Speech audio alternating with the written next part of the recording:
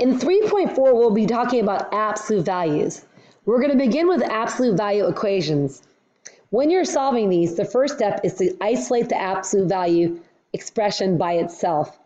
We want to get the bars with whatever's inside of them alone.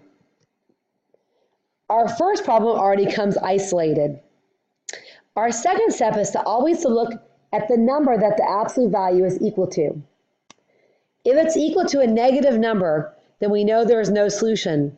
We know this because an absolute value will only produce positive values. But in our case, we have a positive 2. Since it's an absolute value, we need to consider both cases. So I'll consider, first of all, just by removing the absolute value bars. And this would represent if the value inside of the absolute value bars is positive. The second case I want to look at, though, is if the absolute value bar contains a negative expression. And the way I can do this is by just making the number on the right equal to a negative number. So I consider both cases, when the number is positive and when the number is negative. Notice I didn't change the absolute value expression at all. And now I'm going to solve each of those equations. So I solved each and I got x is equal to 5/4 and x is equal to 9/4. So I have two answers. Let's go ahead and check those. And the way I check them, like a regular equation, is I put them back into our equation and make sure it's true. So I checked when x is equal to 5/4 and I found that I had a true statement, so I know it is a solution. And I checked when x is equal to 9/4 and I also found that this will also make a true statement, so it is a solution. Our next problem doesn't come isolated. So we want, first step, to isolate our absolute value expression. This means I want to get the absolute value of 2x plus 5 alone on one side. I can use the same steps that I use when I'm solving for a variable. First, I add or subtract.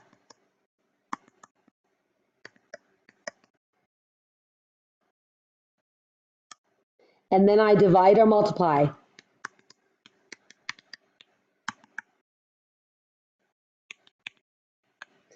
Now I've isolated my absolute value on one side of the equation. So I'm going to, once again, I look at the other side, at the number. If it's a negative number, then I know that there's no solution. But right now we have a positive, so I consider both cases. First, I take it out of the absolute value bars exactly like you see it. Then I consider the opposite of the right-hand number. Notice I did not change the absolute value expression at all, only the constant on the right. And now I solve each of these. So why don't you try to solve them? Did you get x is equal to -3/2 and x is equal to -7/2? Now let's check our two answers. So I checked both solutions. First, when x is equal to -3/2, and I found it made a true statement, so this is a solution. And then x is equal to -7/2. This also makes a true statement, so it is also a solution.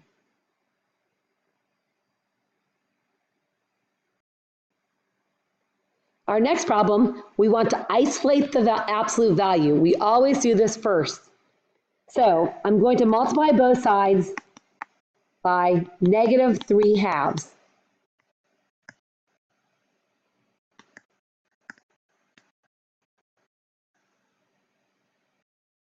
Next, I want to look at the number on the right. Make sure it's a positive. Remember, if it's a negative, an absolute value can never be equal to a negative number, so you'd have no solution. Well, since we have a positive, though, we have to consider both scenarios.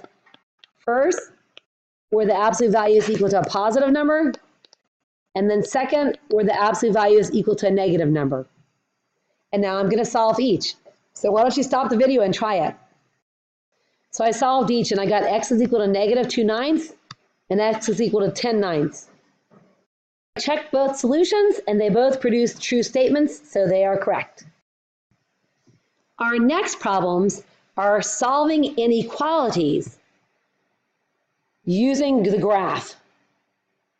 So we have function 1, which which is this function. And we have function 2, which is this function. And our problem asks us, when is the function 1 less than or equal to function 2? When we're looking at this, realize we're looking at outputs. F of x are outputs, y values. So when are the y values for 1 less than or equal to the y values for 2? When you see the word less than or equal, remember this means lower, lower than. So where is 1 lower than 2? Well, it would only be in this region, right? So our solution will only be that green region. Just like before, whenever we want to describe a solution, we have to transfer to the x-axis. So we can see that our solution starts here at -4 and it stops at -2. Okay? Now we have to consider the ends. So our inequality is less than or equal. And since it has the word equal, we have to consider and include the endpoints. So I'm going to make some dots here that are closed circle. So our solution will be from -4 to -2. And I'm going to use brackets because I'm going to include those endpoints. Okay, let's look at our next problem. So we have function 2 and we have function 1. And our problem asks us, where is function 2 greater than function 1? Remember, we're talking about the y values. So where are the y values greater than or higher than a function 1? So you can see this only happens on the outsides. Okay, so our solution is in pink. This region will be our solution. We're going to transfer this down to the x-axis, the points where our solutions stop and end. And we're going to realize that this is our solution, and this is our solution. Now let's look at the ends. The symbol is greater than, so it doesn't include where it's equal. So we're going to want to put an open circle. Okay, so now let's write this in interval notation. This is going to be -infinity to -6. We're not going to include -6. And 0 to infinity. So these are going to be our two intervals with a solution. Our next problem is an absolute value inequality problem also, but it doesn't come with a graph. So let's review.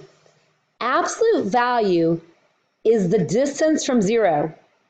So we will only have a solution if our distance is less than a, which means it's going to be in here, in this region.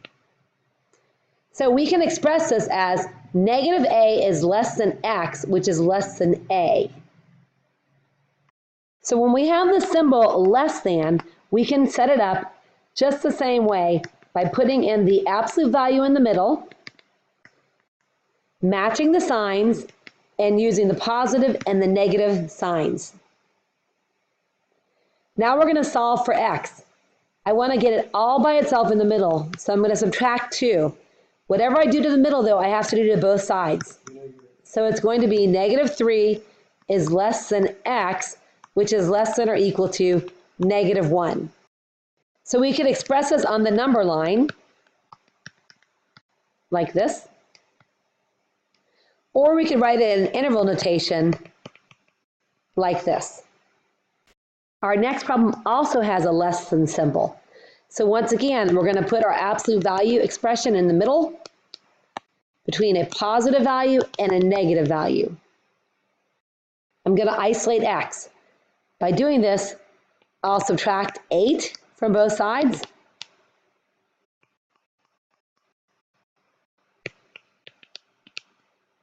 And then I'll divide by -11. Whenever you divide an inequality by a negative number, you need to be sure to swap the direction of the signs.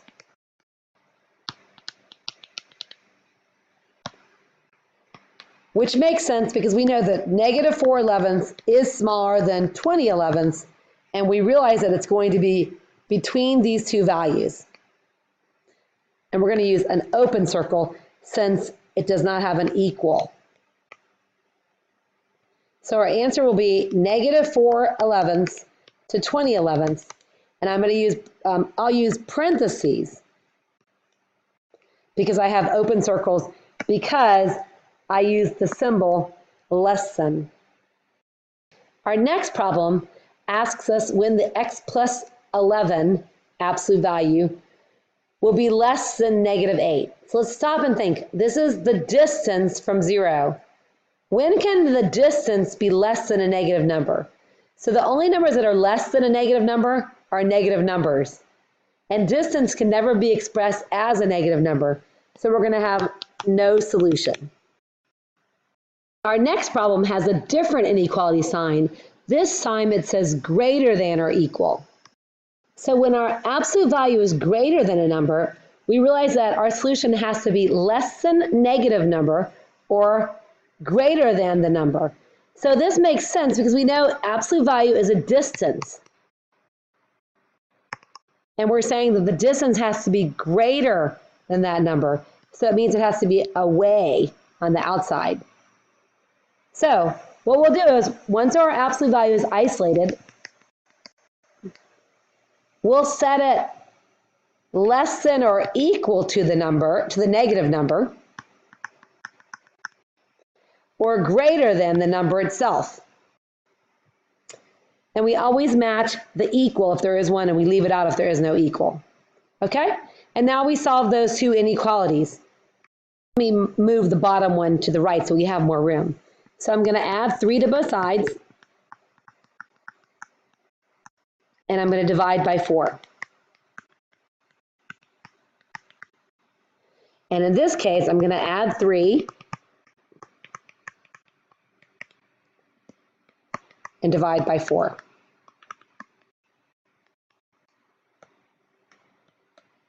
So on the number line, I want to be less than negative 3/4 and greater than 9/4.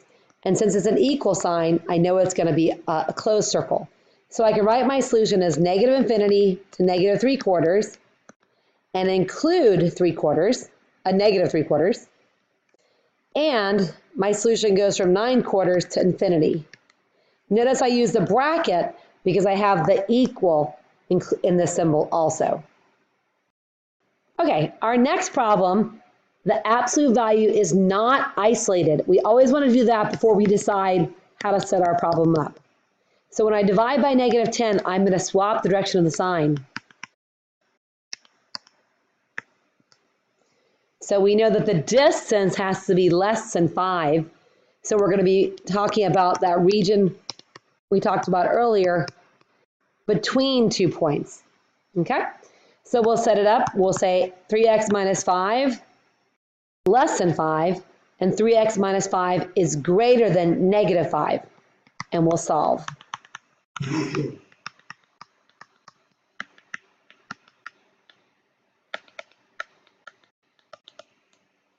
Our first inequality gives us x is less than 10/3.